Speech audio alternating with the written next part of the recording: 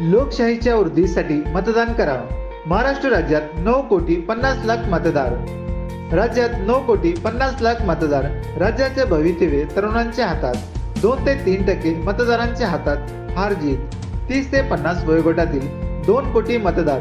महाराष्ट्र 2024च्या विधानसभा निवडणुकीत एकूण 9,50,00,000 मतदार आहेत. यातील केवळ 2% मतदार पहिल्यांदाच मतदान करणार आहेत. 4,90,00,000 पुरुष मतदार असून 4,60,00,000 महिला मतदार आहेत. तर 18 ते 19 वयोगटातील मतदारांची संख्या 16,90,000 आहे. असे म्हटले जाते की या मतदारांची संख्या केवळ 2% आहे, परंतु खरं असं आहे की केवळ 2 ते 3% मतदारच निवडणुकीतील विजय किंवा पराभवाचा निर्णय ठरवतात. हार जीतच्या फरकाचा अभ्यास केला तर प्रत्येक मताचे मूल्य कळते आणि लोकशाहीसाठी तुमचे एक मत किती मोठे हे यावरून दिसून येते.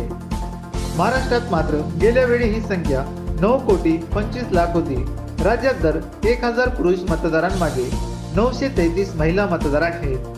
तर मागील विधानसभा निवडणुकीत महिला मतदार संख्या 925 इतकी होती. म्हणजे मागील या होणाऱ्या निवडणुकीत महिला मतदार संख्येत फक्त 8 मतदारांचा फरक आहे. म्हणजे लोकसंख्या वाढली आहे असं नाही, तर राज्यातील अंगणवाडी सेविका, महिला बचत गट आणि गृहनिर्माण संस्थांनी जीवतोड मेहनत घेतली म्हणून मतदान अधिक झाले. महाराष्ट्रातील 36 पैकी 5 जिल्हे असे आहेत जिथे महिला मतदारांची संख्या पुरुषांपेक्षा जास्त आहे.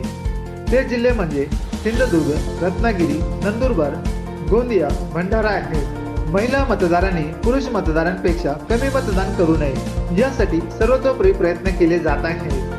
गडचिरोलीमध्ये सर्वात जास्त 8.1 लाख मतदार आहेत. राज्यात 30 ते 50 वयोगटातील 2 कोटी मतदार आहेत, तर 20 ते 30 वयोगटातील 1,80,00,000 मतदार आहेत. 80 वर्षापेक्षा जास्त वय असलेल्या मतदारांची संख्या 18,60,000 पेक्षा जास्त आहे. संयुक्त महाराष्ट्र विधानसभेची पहिली निवडणूक झाली तेव्हा एकूण मतदानाची टक्केवारी 60.36% होती आणि 2019 मध्ये ती 61.44% इतकी होती. दरम्यान 11 निवडणुका झाल्या, पण सरासरी मतदानाची टक्केवारी फक्त 62% इतकी मतदान झाले. 1995 वगळता महाराष्ट्रात 71.69% मतदान झाले होते. देशात कमी मतदान होण्यामागे नक्षलवाद आणि दहशतवादी हे सर्वात मोठे कारण मानले जाते. आता त्यांची भीती एकतर नाहीशी झाली आहे, पण जिथे मतदारांना ही भीती वाटत नाही तिथे मतदान कमी करण्याची सक्ती समजण्यापलीकडची आहे.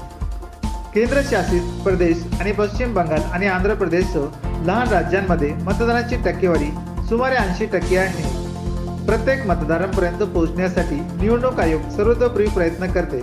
महाराष्ट्रातील लोकसभेच्या निवडणुकीत मतदार फक्त 61% नाव नोंदवतात हे योग्य नाही.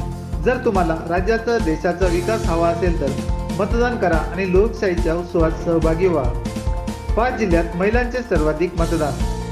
4,90,00,000 पुरुष मतदार. 4,60,00,000 महिला मतदार. 17 लाख नवे मतदार. 5 जिल्ह्यात महिलांचे सर्वाधिक मतदान.